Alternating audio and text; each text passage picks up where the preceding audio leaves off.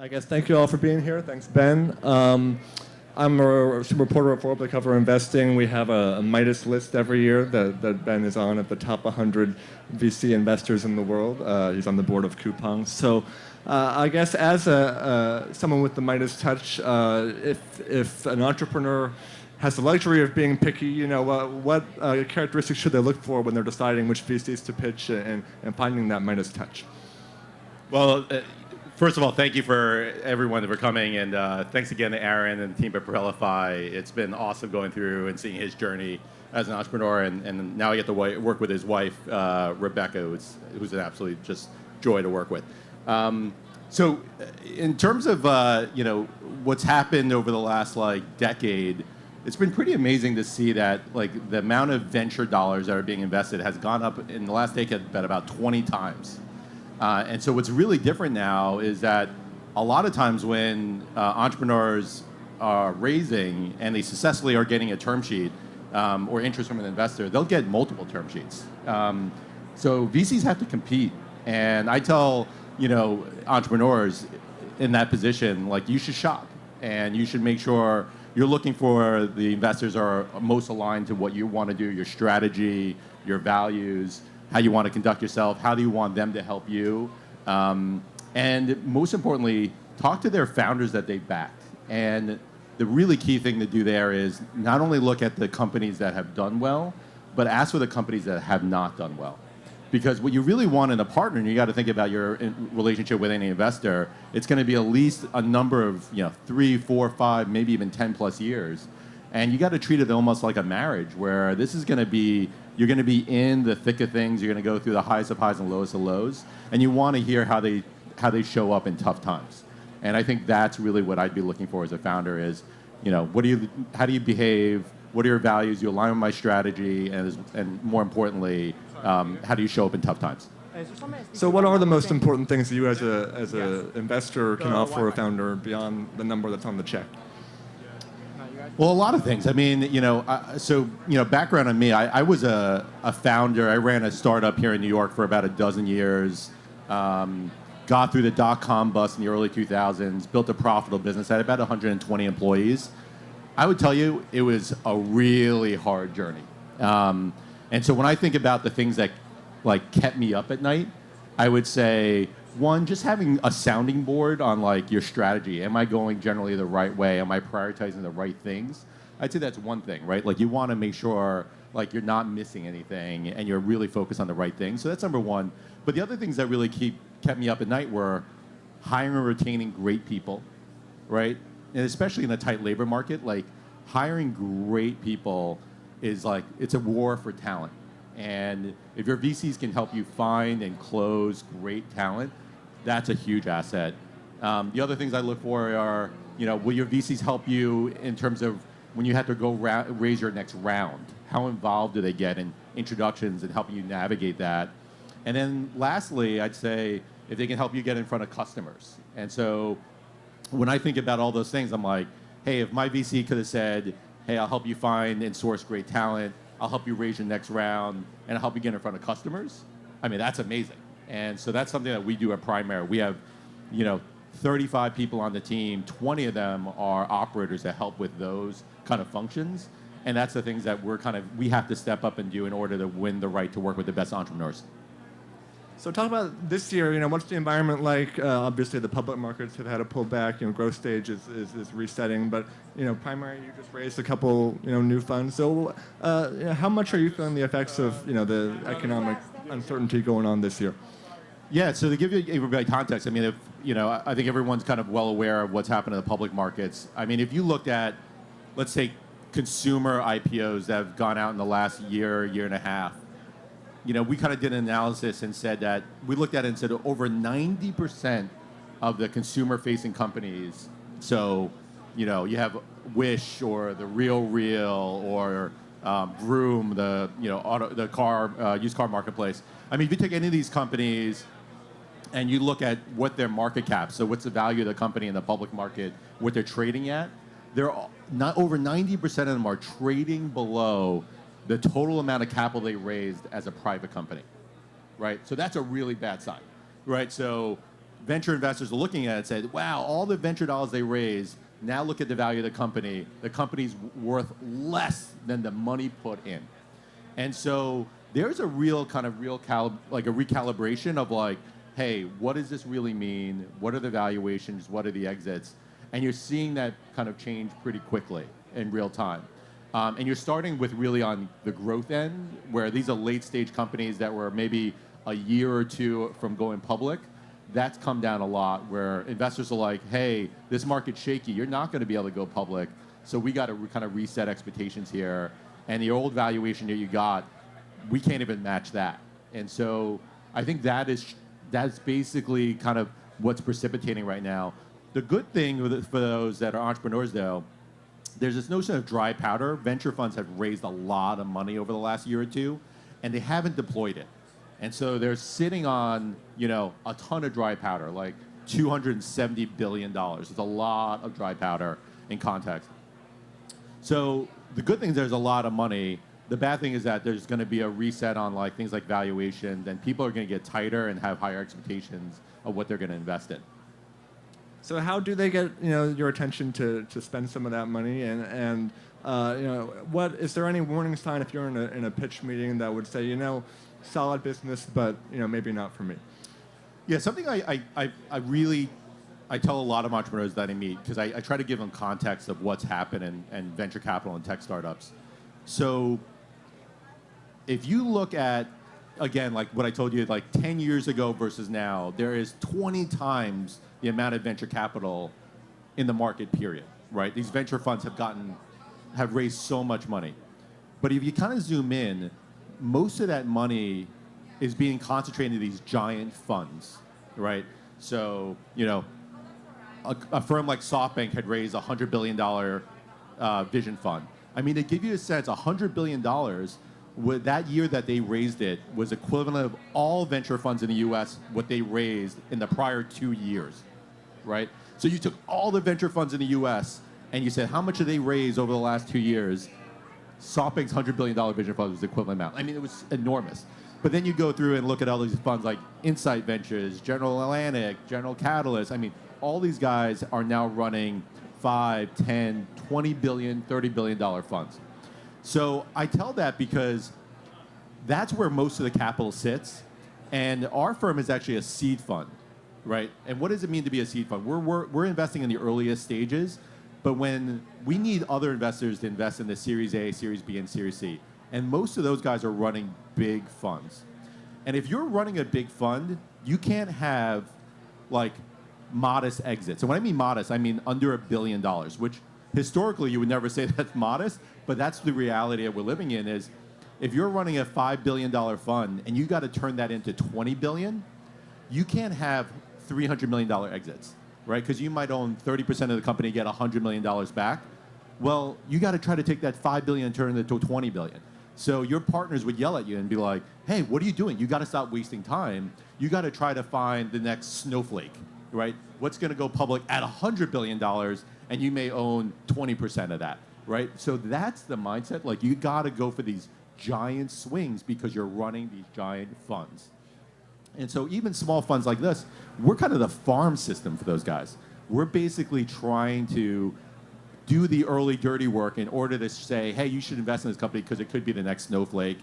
And so we're feeder systems in those guys. So even us, I tell them, like, we got to look for companies that could be really interesting to these big funds, that could be these giant swings.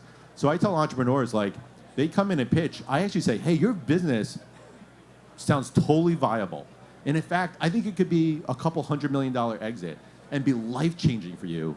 But the problem is we can't invest in it because it has financing risk, meaning that, hey, later down the line, it may have a hard time raising from these giant funds. And so it's a really interesting time where we have to look entrepreneurs in the eye and say, we kind of like it, but it just can't get big enough for us to get interested in. And that's tough. It's a tough message. So give an example or two in your portfolio of something that was really able to think big and think transformative and convince you to invest when on the surface it might have not seemed like that kind of big opportunity. Yeah, so I mean, I'll tell a good story of a company I'm on the board of that I think at first glance, almost everyone that looked at it kind of laughed at it. So this was a great story. So this was an entrepreneur. His name is Alir Sella. He grew up in Staten Island. He's Albanian American. Alir's dad and uncle owned a couple pizza shops in Manhattan, in New York.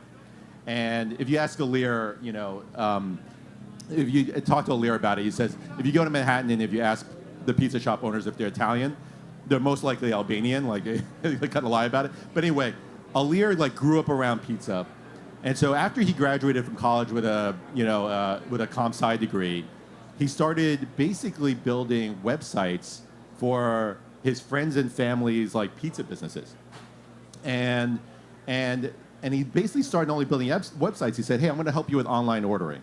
I'm going to help people order directly through online instead of calling on the phone." And so, without ever raising money, Alir actually basically set up this site called My Pizza, threw all these pizza shops on it, and when I met him, he had 3,000 pizza shops that he signed on this platform, and he was processing, without ever raising money, $40 million of pizza orders, right? And he was taking 10% and really profitable. He was making millions of dollars in profit. Alir doesn't like me telling that story, but he was driving a Bentley in Staten Island, and he wasn't doing anything illegal. And so I meet Alir, and I think he didn't really quite understand the magnitude of what was going on. He was like, "Hey, I think there's really a bigger opportunity here." And we said, "Okay, we're going to be seed investors. We're going to be partners because there's incredible signal," but even he didn't know how to contextualize how big it is. And then we kind of then dug in after we invested and then really started understanding why this happened. So I'll give you something so if you look at Domino's, 12 years ago, you could have bought Domino's stock at $3. Right now, I think it's trading at around over 300. So the Domino's stock has gone over 100 times in about the last decade, right? Unbelievable number, right? 100 times. And for those people that have eaten Domino's pizza has not gotten better by 100x, right? It's pretty terrible. And so the key insight of why Domino's stock went up 100 times is now they do 80% of their revenue is done online. And why is that a big deal? Because when a franchisee used to get their orders, it was by phone, and they had to answer the phone and make pizza at the same time, and they realized it was the busiest time of the day, so they're trying to get you off the phone as possible. They're not trying to tell you about the garlic knots and all the toppings and the dessert and the 2-liter Coke that you should buy. They're just trying to get you off the phone. Suddenly, you order online and you see all the toppings and you see all the drinks and what happened was your telephone order averaged $18, your online order averaged 30. So suddenly, think about it as a pizza owner. The same customer that comes in is now, their order is almost 70% bigger. And more importantly, it's all high margin going in the same delivery, so it expands your profits by even more. So your average Domino franchisee went from $600,000 in sales to $1.1 million in sales for a store. Huge transformative part of the business. And so what Domino's did was provide technology to their franchisees. And what Alir said was, well, if you look at the pizza market, independent pizza shops is actually 2/3 of this $60 billion market in the US. And no one's providing the same technology as Domino's gives their franchisees. And so that's what we figured out with Alir. And we said, okay, well, that's a $40 billion market. And in our lifetimes, will 100% of the orders be done digitally and no longer on phone? Yes. Hey, Alir could be the guy that powers all that. And that's how you get a giant business. But at first blush, people would never have thought that was big. And really, you kind of have to dig in and understand the real opportunity to really kind of figure it out. And now, he's processing over $1 billion of pizza orders. It's a profitable company that's doing 9 digits of revenue, and and it's a unicorn company, and it's really kind of established itself as a great business. I guess the last thing we can touch on, you mentioned Alir being from Staten Island. You're involved with NYC founders. When you talk about the relationship between a founder and a VC, how much does location matter? You being based in New York, and talk about the growth of startups in New York compared with the West Coast. Yeah, I mean, I think your relationship with the VC will determine how important being local is. There are certain investors out there like Tiger Global. why they were becoming pretty popular among entrepreneurs is they said, here's a bunch of money, we're going to pay a higher price than everybody else, we're not going to take a board seat, and we believe in your sector, and good luck. Because they were just making a lot of bets, hoping to hit like a big lottery ticket. But I would tell you that if your company starts hitting a bump in the road, don't call them, right? Because they're trying to make bets on lottery tickets, not try to help companies. And so I think that is a different approach where if that partner lives in Florida and you're in New York, I don't think it matters. If you want a partner that's helping on things like recruiting and sales and want to spend real kind of time digging in your business as a partner, I think being in person is really important, right? Like think about recruiting. We have 8 people that on our firm that just does recruiting in New York City. And if you're a founder trying to build a company in New York City and you're trying to find talent in New York, we're an incredible partner because that's only the candidates that we talk to. So I really think about it's your relationship with the VC and like how you're planning to work with them on if local matters. And for us, we like to work with founders really closely, so local really does matter for us. Among your portfolio, then, how many, roughly what percentage are based in New York versus, are there any kind of up-and-coming places you're going to that have, thriving startups?